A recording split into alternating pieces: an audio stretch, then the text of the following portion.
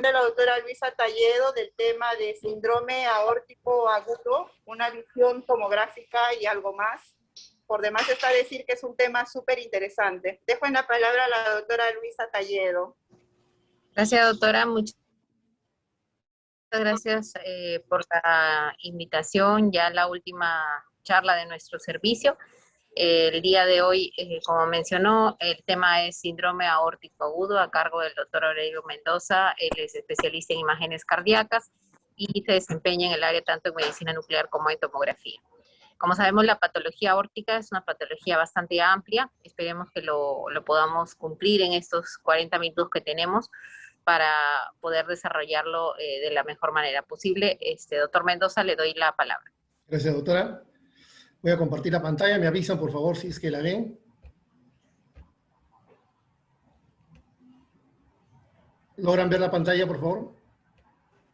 Sí, se ve. Sí, vale. Entonces vamos a empezar, ¿de acuerdo? Voy a tratar de ceñirme al tiempo que me han solicitado. Bien, voy a hablar acerca de los síndromes aórticos agudos, una visión tomográfica y algo más. Es como he titulado a esta exposición. Bien, el objetivo de esta exposición es definir y conocer el síndrome aórtico agudo, vamos a ver la evaluación multimodal, también todo lo que se utiliza para poder hacer el diagnóstico de estos síndromes. Vamos a ver algunos hallazgos por imágenes, sobre todo haciendo énfasis en lo que sería la tomografía, que es el campo donde nosotros nos desarrollamos. Y en un reporte radiológico que va a ser importante tenerlo en cuenta para poder comunicarnos con nuestras partes, ¿no? Los cirujanos, los médicos clínicos, para poder entender el mensaje de la imagen, ¿no? Porque la imagen nos va a dar una visión de la gravedad del problema, ¿no? Y de las conductas que podríamos tomar frente a estos hallazgos. La aorta se conoce ya desde el siglo V a.C., ¿no? En un texto que se llama Periosteum Physiots, se habla acerca de la aorta como un vaso que nacido del corazón atraviesa el diafragma. Entonces, así de antigua ya se conocía la aorta. Y como mencionó la doctora Talledo en su introducción, pues la aorta se puede evaluar en distintos campos. Es decir, dependiendo de lo que uno quiera conocer de estas patologías en la aorta, podremos enfocarlo desde el punto de vista genético, desde el punto de vista de los aneurismas, desde enfermedades inflamatorias, ¿no? Que pueden comprometer a la aorta, de las lesiones traumáticas, ya sean externas o iatrogénicas, o patologías congénitas, llámese coartación de aorta, válvula aórtica bicúspide, y uno de los problemas en el cual se engloban estas también enfermedades son los famosos síndromes aórticos agudos. Entonces, estos síndromes, que son un conjunto de patologías que guardan cierta relación en cuanto a su fisiopatología y en cuanto a la clínica, son lo que nosotros vamos a tomar, ¿cómo se llama?, en consideración en esta exposición. Recordemos aquí, en este slide, pues la configuración de la aorta, ¿no? La aorta, este gran vaso, que está formado pues por un endotelio, una túnica media y una adventicia, pero recordemos que esto además tiene algunos componentes, como son el colágeno, la elastina, que van a estar formando parte de toda esta pared y la que le da prácticamente la consistencia y la dureza, ¿no?, para resistir las altas presiones a las que es sometida. Sin embargo, pues en el transcurso de estas patologías, muchas veces algunos de estos elementos se van a perder y van a condicionar a que se produzca el síndrome aórtico agudo, ¿no? Que se define pues como procesos agudos de la aorta que presentan características clínicas similares, ¿no? Y que compromete principalmente la íntima y la media, y cuya catástrofe más grande pues puede ser la ruptura de la aorta. Entonces los síndromes aórticos agudos se pueden clasificar o se pueden agrupar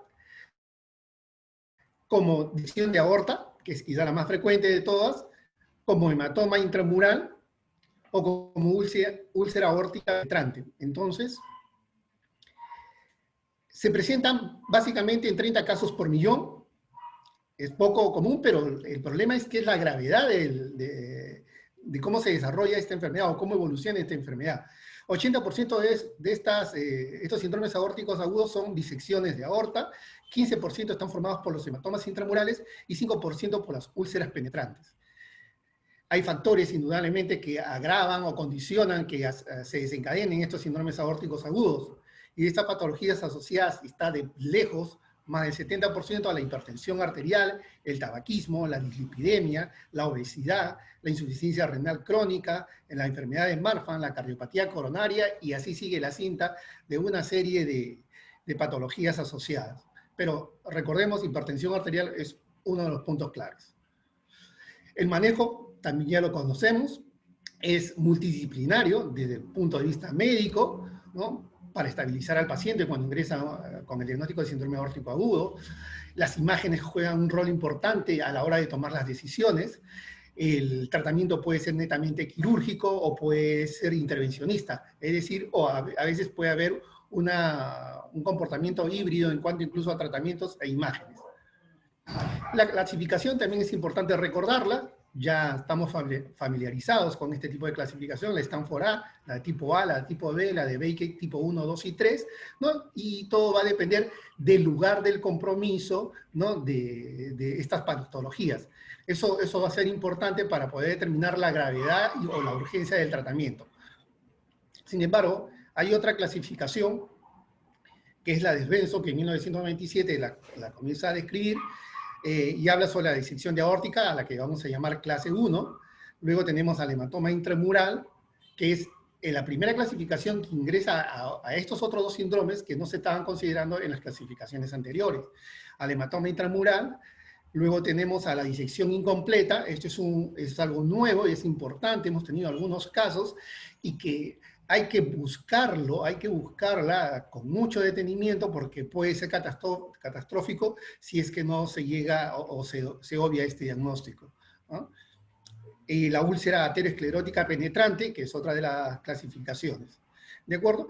Svensson mismo habla acerca de ya, clasifica si el síndrome aórtico es agudo, si es menos de 14 días, subagudo de 15 a 90 días, o si es crónico más de 90 días. Quizás esta última clasificación nos habla acerca del comportamiento de estos síndromes. Es decir, quizás la parte más grave sería la ruptura aórtica, a la cual pueden llegar cualquiera de estas patologías. Una úlcera penetrante, por ejemplo, puede evolucionar a un hematoma intramural, a su vez a una disección clásica y luego una ruptura. O un hematoma intramural y directamente a pasar a una ruptura aórtica. O una disección incompleta, la clase 3 de Svensson, entonces podría pasar directamente a una ruptura aórtica o una disección clásica. Entonces, miren el dinamismo que tiene esta patología y por eso es de ahí la importancia.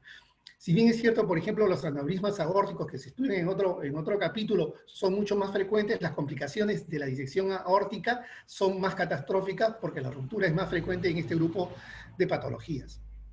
Hablemos un poquito de la evaluación multimodal. Entonces hay exámenes para valorar los síndromes aórticos agudos. Si no estamos en nuestro centro, si no estamos en INCOR, pues los colegas se pueden ayudar de la placa radiográfica. Veremos algunas ventajas y desventajas que podría tener ella. De hecho, la ecocardiografía juega un rol importante en el diagnóstico de estos síndromes, ya sea en su modalidad transtorácica o transesofágica. La resonancia magnética quizás es el gold estándar, pero tiene algunas desventajas, y vamos a tenerla también en cuenta. Y el tema que yo voy a abordar, básicamente, va a ser lo de la tomografía computarizada, ¿no? Los hallazgos y lo que debemos tener en cuenta a la hora de valorar estas imágenes. Es tan así importante la tomografía computarizada que en dos registros, ¿no? Tanto el IRAD como el RESA-2, uno que está llevado en múltiples países y el otro en España, el RESA-2, hablan que la tomografía computarizada es la modalidad de imagen más utilizada frente a los síndromes aórticos agudos, o hasta la sospecha de síndromes aórticos agudos. Y le sigue ahí mismo la ecocardiografía. No olvidemos esta diapositiva porque son estos dos exámenes, la ecocardiografía y la tomografía, la que van a jugar un rol importante en la toma de decisiones. Veamos un poquito de la radiografía simple. En realidad tiene poca utilidad debido a que son pocos los hallazgos que podemos tener en cuenta. Es un estudio inicial en los departamentos de urgencia, indudablemente, Pero una radiografía normal no excluye el diagnóstico. Entonces, eso es lo que quizás, ese es un mensaje que quiero dejar. Entonces, una radiografía normal no excluye el diagnóstico. En los Stanford A puede ser hasta 11%, se puede de repente ver algunos hallazgos, y en el Stanford B quizás un poquito más sensible, hasta un 15%, sobre todo si se trata de disecciones aórticas, ¿no? De las 3 que hemos mencionado. Entre los hallazgos, pues, hay desplazamiento de las calcificaciones. Si hay enfermedad ateroesclerótica y prácticamente la íntima se ha, está formando ya un falso lumen, prácticamente podemos ver ese desplazamiento de las calcificaciones, como vemos aquí en esta imagen radiográfica, como un doble borde, ¿no? Donde este va a ser la íntima y probablemente esto de aquí va a ser el falso lumen, perdón. Entonces, el ensanchamiento mediastinal también es algo que podemos encontrar y podemos sospechar de que se trata de un síndrome aórtico agudo. El derrame pleural, sobre todo del lado izquierdo, es otra cosa que hay que tener en cuenta, y el derrame pericárdico, ¿no? Entonces, estos serían, pues, prácticamente signos de complicaciones muy graves y se presentarían más que todo en pacientes que tienen disección de aórtica Stanford A, ¿de acuerdo? Y las calcificaciones quizás sean mucho más frecuentes en aquellos pacientes con Stanford B. La ecocardiografía. Tenemos entonces las dos modalidades que habíamos mencionado. La transtorácica, con una sensibilidad del 78 al 100% para disecciones aórticas Stanford A, y una sensibilidad o una menor sensibilidad para lo que se refiere a las disecciones aórticas Stanford B. La detección de las complicaciones quizás juega ahí un rol importante, porque podemos ver una de las complicaciones más frecuentes, sobre todo en la disección aórtica Stanford A, que sería la regurgitación aórtica. No hay mejor parámetro para poder medir la funcionabilidad de esta patología, de la valvulopatía, a través de la ecocardiografía. Eso todos lo sabemos. Entonces, la regurgitación aórtica se ve claramente en esta patología. El derrame pericárdico lo podemos valorar, y podemos valorar signos de taponamiento cardíaco, ¿no? En la transesofágica, pues, la sensibilidad y la especificidad es principalmente para la patología Stanford A. Vamos a ver si la tecnología no me falla acá. Vamos a ver. Como siempre, la tecnología nos juega al último un papel. A ver. Muy bien, entonces aquí la ecocardiografía básicamente, pues, nos da un diagnóstico preciso de la disección de la aorta, ¿no? Con el FLAC bastante bien conocido, en algunas imágenes como protruye, ¿no? Nos da la imagen del derrame pericárdico, ¿no? Entonces, la ecocardiografía no cabe duda que tiene un rol importante en el diagnóstico, ¿no? Vamos a ver si aquí también me permite...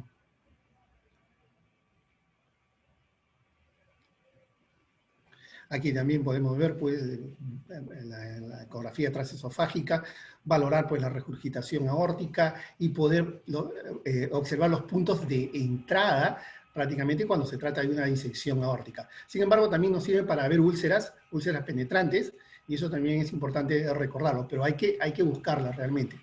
Lo más importante es, ante la sospecha, hay que buscarla.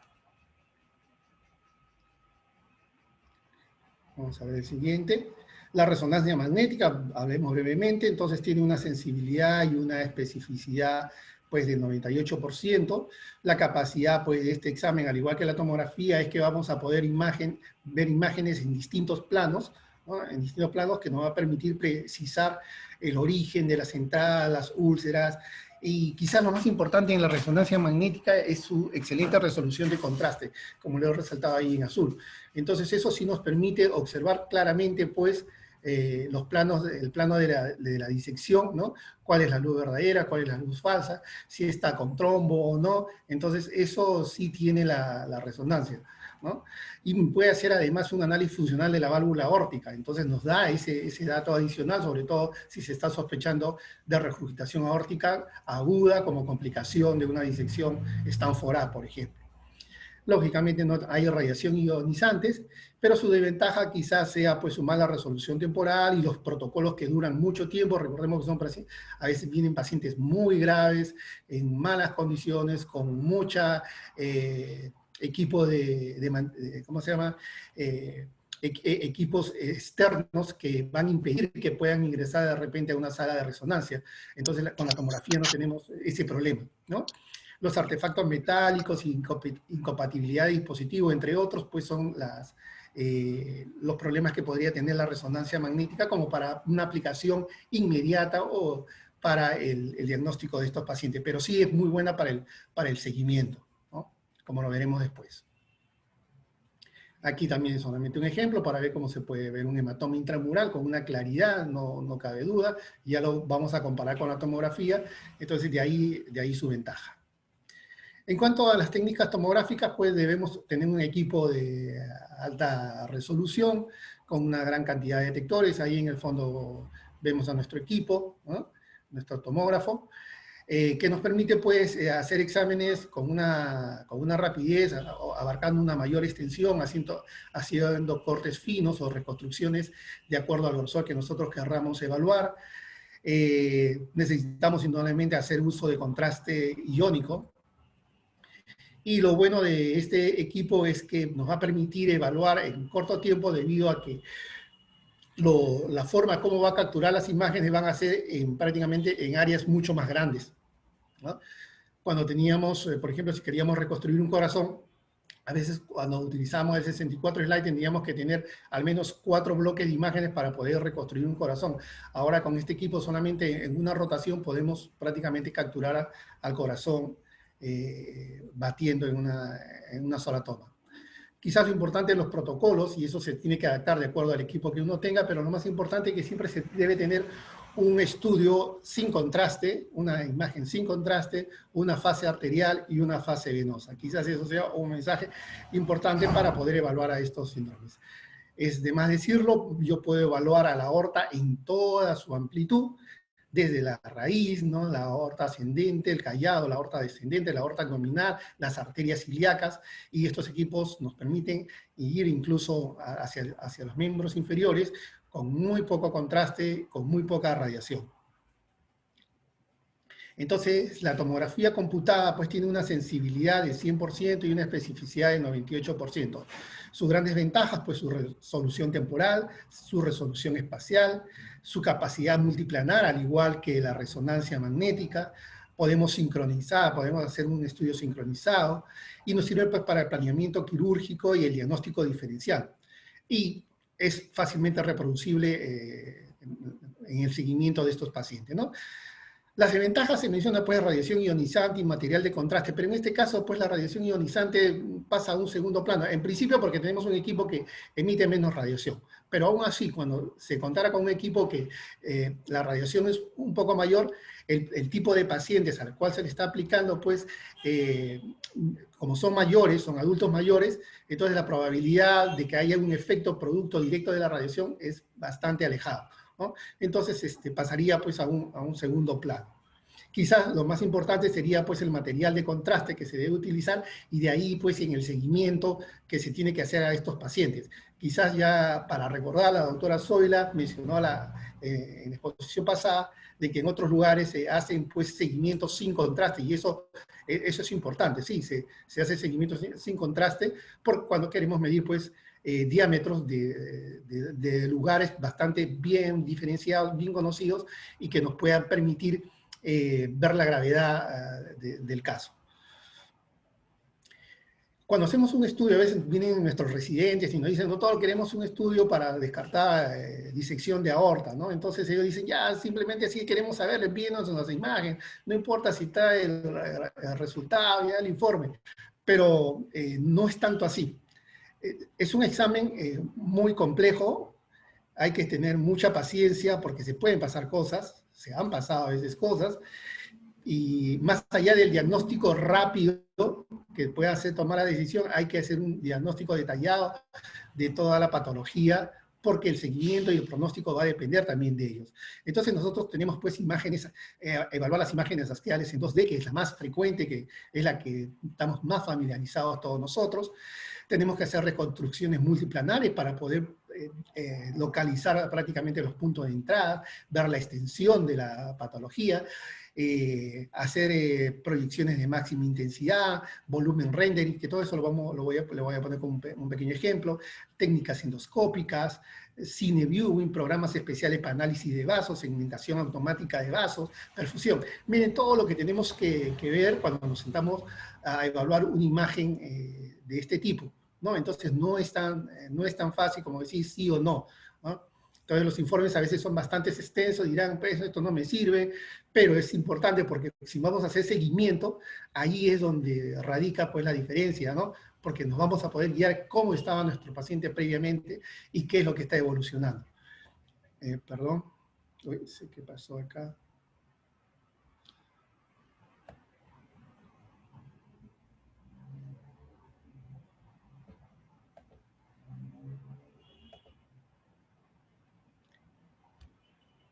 Muy bien, por ejemplo, aquí es una imagen endoscópica en tiempo real, simplemente, esto es un video que he bajado, pero aquí muestran pues una disección de aorta, ¿no? Al final del todo, ahí vemos el FLAC, y nosotros en forma virtual, nosotros también podemos observarla, ¿no? Aquí ¿cómo se llama? La disección en este lado, en una reconstrucción virtual también del vaso. ¿No? Acá los vasos supraórticos y la disección que nosotros podemos observar. Entonces estas son las imágenes con las que estamos más familiarizados, la imagen en 2D, la cual lógicamente nos va a servir para hacer el diagnóstico inicial. Podemos observar también el compromiso de las estructuras extracardíacas, el estudio de los órganos sólidos. Recordemos que este tipo de patología, aparte de la disección, puede comprometer la parte de irrigación de los órganos sólidos, producir isquemia. Entonces es algo que debemos estar buscando y tenemos que describir con mucho cuidado. Las imágenes multiplanares, aparte de las convencionales, axial, sagital, coronal, que nosotros bien la conocemos, podemos hacer otras reconstrucciones especiales que nos permiten ver la extensión de toda la aorta y poder localizar con mayor precisión dónde se encuentran las patologías. Podemos hacer uso de las imágenes Smith para poder hacer las medidas exactas, imágenes tridimensionales, ¿no? Que también nos ven la relación con los otros órganos. Entonces son imágenes que van a ayudar de repente más al cirujano, ¿no? A poder establecer mejor su técnica quirúrgica y lo que puede él esperar a la hora de que esté ya interviniendo a este tipo de pacientes. Entonces, en esta primera parte podemos decir pues, que la tomografía computarizada pues, juega un rol importante en el diagnóstico de estos síndromes aórticos agudos. La resonancia la podríamos dejar para los pacientes que están más estables o en los que existe una duda en cuanto a estos síndromes aórticos agudos, principalmente hematomas intramurales, sobre todo, y úlceras penetrantes, que ahí juegan un rol bastante fino. Y la ecografía transtorácica, si no puede haber un paciente con sospecha de síndrome aórtico agudo y que no tenga una muy buena ecocardiografía transtorácica, y la transesofágica probablemente se utilice mejor ya en el acto quirúrgico, en un intraoperatorio. Eso sería más o menos, en forma general, el uso de estas imágenes. Hablemos entonces ahora específicamente de esta patología, la disección aórtica. Encontré por aquí algo como que Franklin Nikon, un médico del rey Jorge II, mientras practicaba la autopsia del monarca, fue quien describió por primera vez una disección de aórtica aguda en el año 1760. Oiga, entonces, si sospechamos un síndrome aórtico agudo, pues tenemos que estar muy atentos porque es muy peligroso, ¿no? Imagínense ustedes, aquí prácticamente había toda la íntima, se ha desplazado, el agujero prácticamente que se ha producido ahí en la íntima, y todo esto estaría ocupado por un hematoma, ¿no? O lo que sería la falsa luz. Entonces, este registro, pues, multinacional, ¿no? El IRAD, bastante conocido, pues, que recluta a muchos países, ¿no? Han hecho un seguimiento, ¿no? Hasta la fecha de cómo evolucionan estas enfermedades. Y quizás solamente para decirles que este tipo de problemas se presentan pues, en personas mayores de 64 años, generalmente son varones, son hipertensos, tienen antecedentes de síndrome de Marfan, cirugía previa o producto de una iatrogenia, ¿no? La hipertensión arterial, que sí está asociada más a la disección aórtica tipo B, y la hipotensión, el shock, la regurgitación aórtica, un pulso deficiente, ¿no? Más está asociado con la disección aórtica tipo A. El EKG prácticamente podría ser normal, casi en un 20%, la radiografía en un 20% de los casos, quizás sea un poquito más sensible en la de tipo B, y el electrocardiograma podría ser prácticamente normal, pero si están comprometidos los vasos coronarios, sobre todo la coronaria derecha, que es la que más se compromete, porque las disecciones suelen aparecer 1 a 5 milímetros por encima del seno coronariano derecho, suelen aparecer ahí, es ahí donde debemos ir a buscarlas. Entonces podría aparecer signo de isquemia o de repente de infarto de miocardio. Entonces todo esto son útiles lógicamente a la hora de evaluar a nuestros pacientes. La clínica del paciente es importante, el dolor torácico, ¿no? Es un dolor torácico lancinante que puede irradiarse, ¿no? Es un dolor prácticamente que se puede irradiar a la espalda, es tipo brusco, puede ser migratorio, pueden comenzar a encontrarse signos de regurgitación aórtica o de taponamiento cardíaco, de falla cardíaca, los derrames pleurales, el síncope, ¿no? O problemas de isquemia, dependiendo pues del tipo A o tipo B. Creo que eso más o menos queda claro, simplemente es para mencionarlo y poder hacer ayuda a lo que voy a mencionar más adelante. Entonces la disección aórtica clásica puede evolucionar de distintas formas, puede irse hacia la ruptura, básicamente, puede permanecer con un doble lumen, el doble lumen puede comprimir al verdadero lumen, se puede trombosar y puede haber un signo de trombosis aguda o signo de trombosis crónica, o puede terminar en una remodelación aórtica. Entonces, se dan cuenta que cuando nosotros describimos un examen de tomografía, debemos estar atentos a estas posibilidades de evolución de la enfermedad, sobre todo cuando tenemos el seguimiento, ¿no? Entonces, la disección aórtica, el tiempo es oro, indudablemente, la mortalidad es muy alta. Ya sabemos que de no tratarse la mortalidad podría llegar hasta un 62% a los 7 días, y con el tratamiento quirúrgico disminuye en forma importante, sin embargo, aún así sigue siendo alta y dependerá pues de la experiencia de nuestros equipos quirúrgicos, que va a permitir que estos pacientes puedan, ¿cómo se llama?, tener una expectativa de vida, ¿no? La afectación, indudablemente, el 62% está la aorta ascendente y 38% pues un Stanford A tipo B. La mortalidad intrahospitalaria, como había mencionado, es bastante alta. Y las contraindicaciones formales, es lógico, si el paciente también está comprometido en forma prácticamente de daño de órganos como el cerebro, órganos viscerales, en forma irreversible, pues la mortalidad es alta, por más buena voluntad que tengan nuestros cirujanos o nuestros hemodinamistas para poder tratar de salvar a estos pacientes. Es catastrófico realmente la evolución de estos pacientes. Entonces, recordando, pues tenemos que hacer imágenes en tomas simples, ¿no?, sin contrastes, para poder ver, por ejemplo, aquí, el desplazamiento, ¿no?, de la íntima, la calcificación, ¿no?, que se observa aquí, y también ver, por ejemplo, el derrame pericárdico, el derrame pleural, en estos casos. Para eso nos sirven estas imágenes. Y las imágenes que tenemos ya conocidas, pues nos sirven para ver el diagnóstico y la extensión, ¿no? En esta otra toma, vamos a ver si lo puedo aumentar, acá. Entonces da la impresión a primera vista de que todo el lumen estuviera normal, fuera esta la verdadera luz, pero si vemos aquí está la verdadera luz, ¿no? Entonces esto es una evolución hacia la compresión de la verdadera luz. Entonces tenemos que estar muy atentos. Si no hacemos bien el movimiento de contraste, no ventaneamos, como decimos nosotros, las imágenes, podría pasar desapercibido este tipo de diagnóstico. Y aquí de repente podemos ver hasta no solamente dos lúmenes, sino hasta 3, ¿no? Entonces es por la configuración de cómo se está produciendo la disección.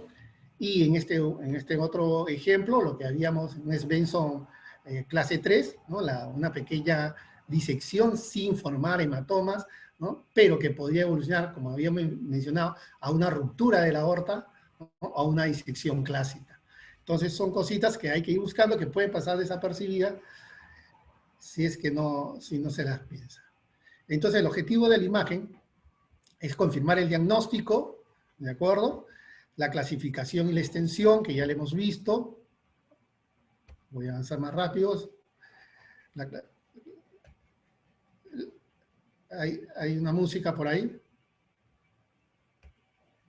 Sitio de entrada y sitio de reentradas. Diferenciación del lumen.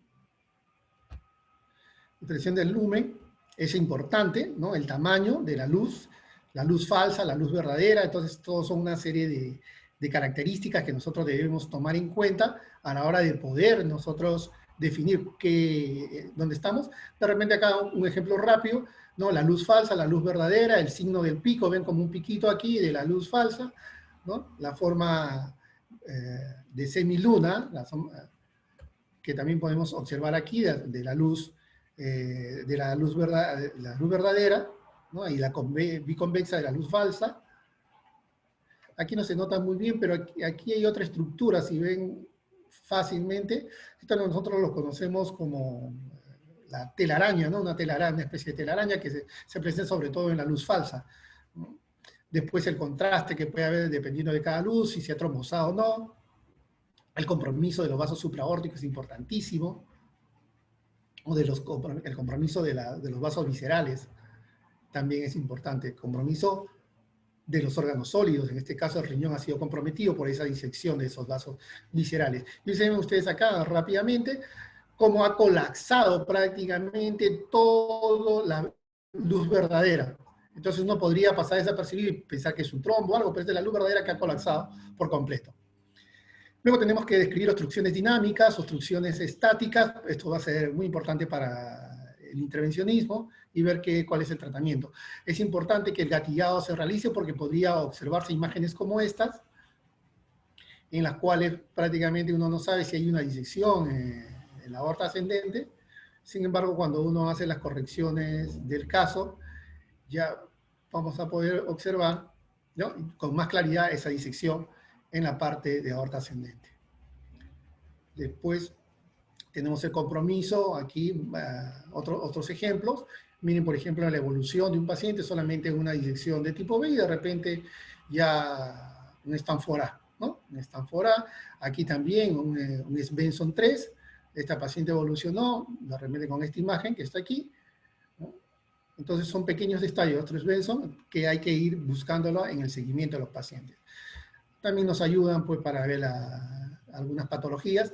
Miren, cuando estamos haciendo uso de las imágenes, aumentando o disminuyendo los contrastes, tenemos que tener cuidado con lo que estamos evaluando, porque aquí si yo solamente evalúo el derrame de repente pleural, puedo pasarme desapercibido de que aquí hay una disección. Entonces es importante a la hora de evaluar todas estas imágenes. En el seguimiento, prácticamente hay algunos autores que dicen que medir el diámetro, el seguimiento del diámetro, no siempre es lo más preciso, porque hay pacientes, por ejemplo, con dilatación de la aorta ascendente, y si nosotros nos guiamos eso para ver el pronóstico del paciente, pues el 59% de estos pacientes tienen menos de 55 milímetros y un 40%, pues menos de 50 milímetros de diámetro, y sin embargo tienen complicaciones.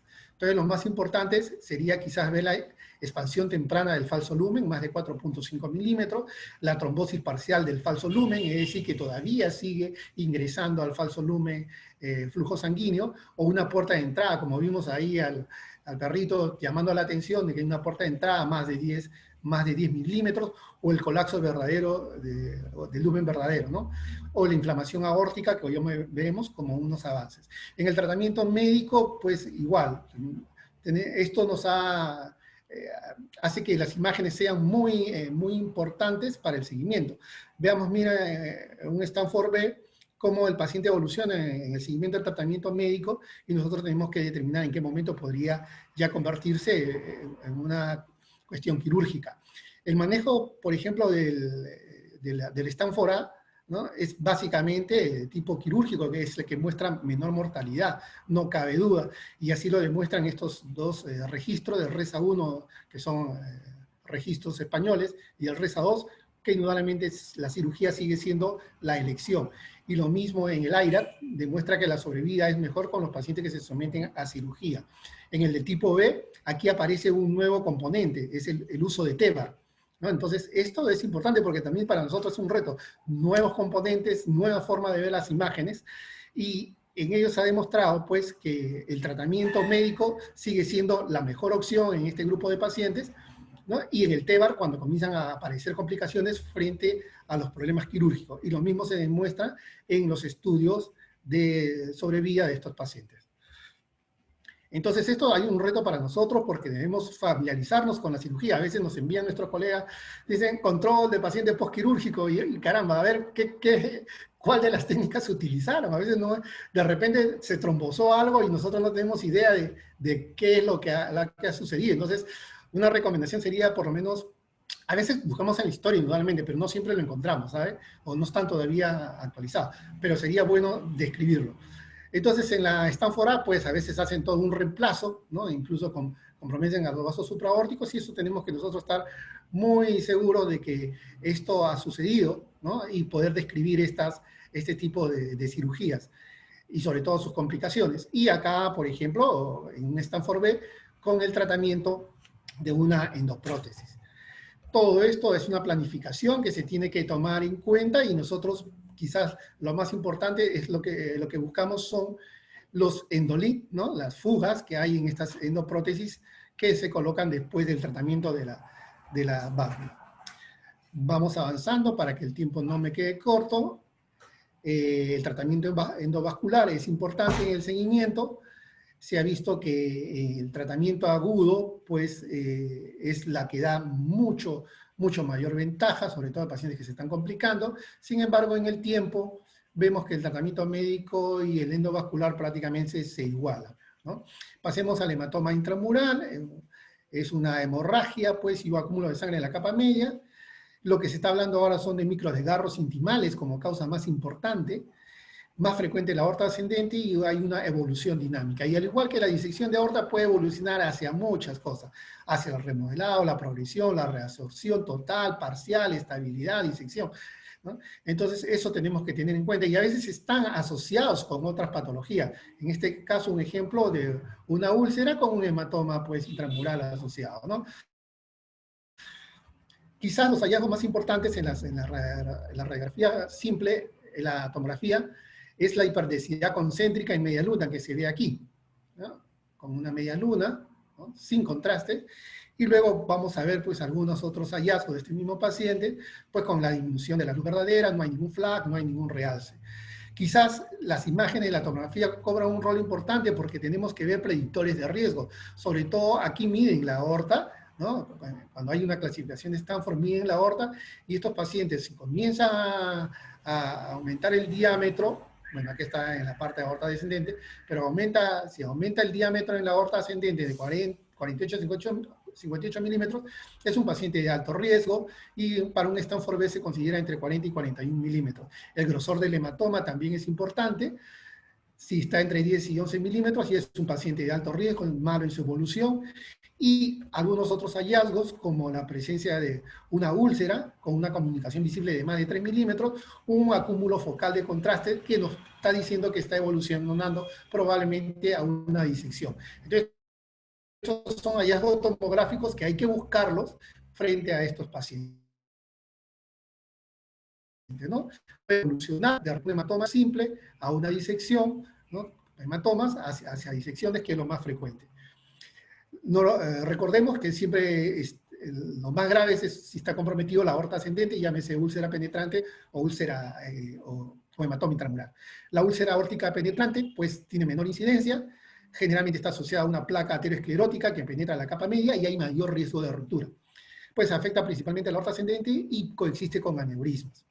Los hallazgos simples, quizás podemos tomar una tomografía y dice, bueno, ¿y esta tomografía que me dice? Solamente veo calcio por aquí. Pues sí, efectivamente hay placas calcificadas, y uno ya debe estar sospechando de que aquí hay algo, o podría haber algo diferente, ¿no? Vemos aquí un pequeño acúmulo por fuera del borde de lo que sería la aorta, ¿no? Y cuando nosotros ya lo vemos aquí, pues aparece este acúmulo fuera de la aorta, que sería, pues, la úlcera penetrante. Vamos a pasar esto de aquí. No olvidemos que cualquiera de estos síndromes aórticos agudos pueden comprometer otros órganos. Hay que ver el cerebro, la extensión hacia los vasos supraórticos. Hemos visto muchos hallazgos como estos. Y a veces nuestros cirujanos nos sorprenden con cirugías que, si no nos informan, también nos echamos a buscar a ver qué ha pasado, por dónde sigue de repente uno de estos dispositivos que han puesto en el tratamiento convencional de estas endoprótesis. Quizás unas imágenes solamente referenciales para ver cómo nosotros vemos las imágenes en tomografía, ¿no? Y ya para terminar, hay algunos avances, sobre todo desde el punto de vista de imagen molecular, ya sea por resonancia magnética o ya sea por PET. Aquí lo que se trata de buscar es identificar pacientes de alto riesgo, y yo les había hablado al principio de que la elastina era una parte importante del componente y el colágeno era parte importante del componente de la aorta.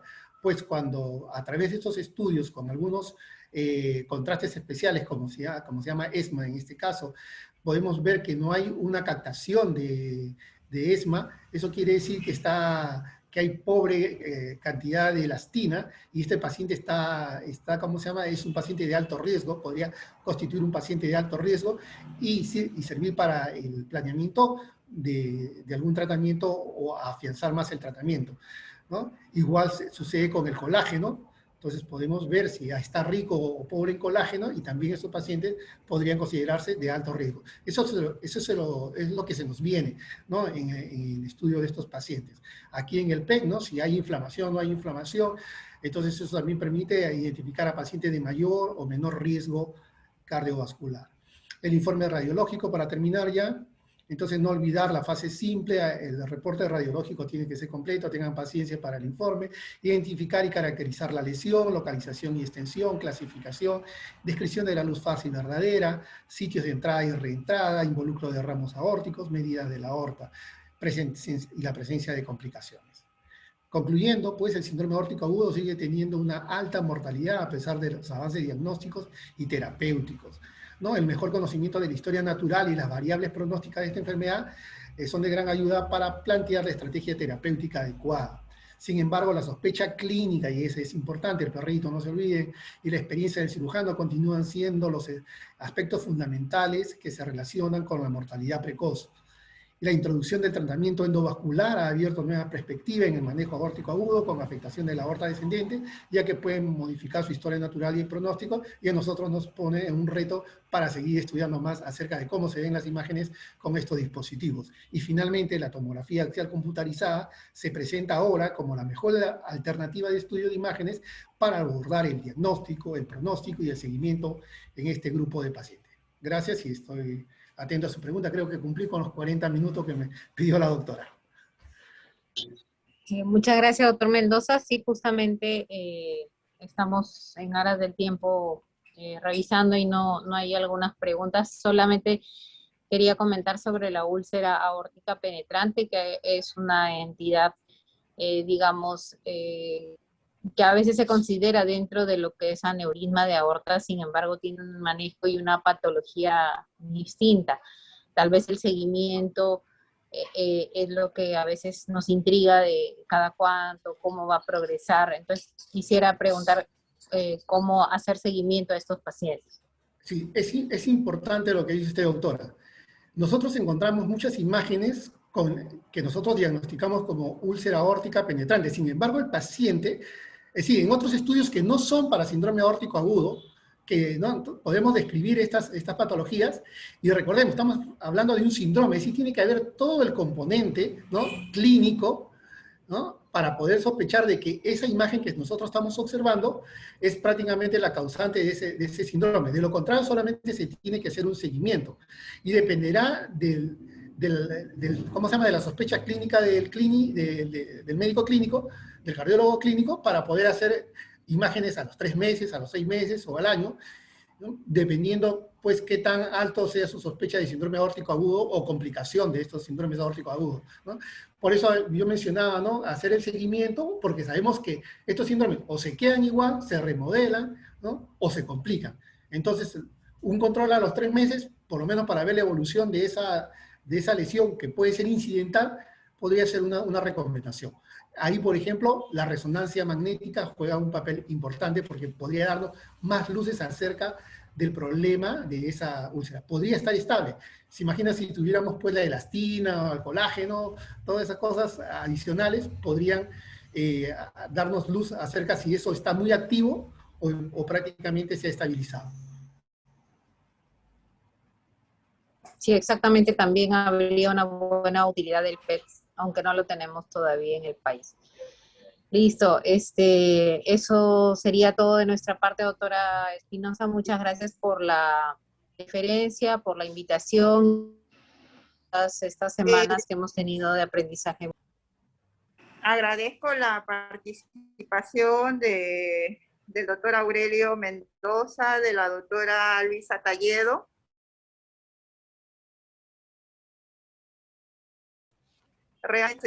Y agradezco en forma especial porque le hemos pedido al doctor Aurelio de que nos pueda exponer en 40 minutos, dado que el cuerpo médico desea informar algunos acontecimientos. Nuevamente, gracias a la doctora Luisa Talledo y al doctor Aurelio Mendoza. Le doy la palabra a la doctora Betty Castillo.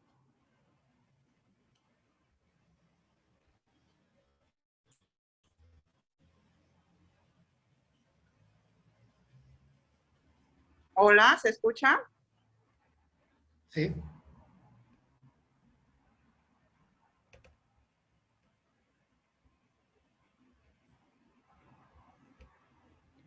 Hola. Sí, sí se escucha, doctora.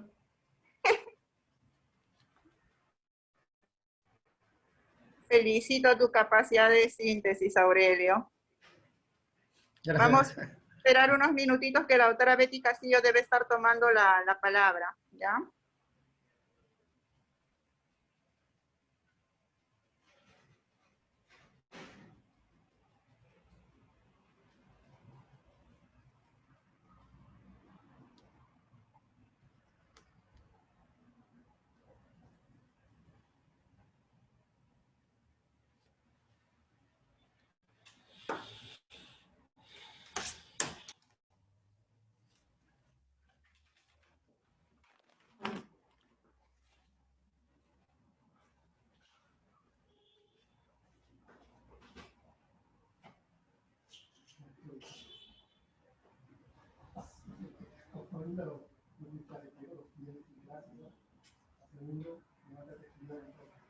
Por favor, rompe el esquema.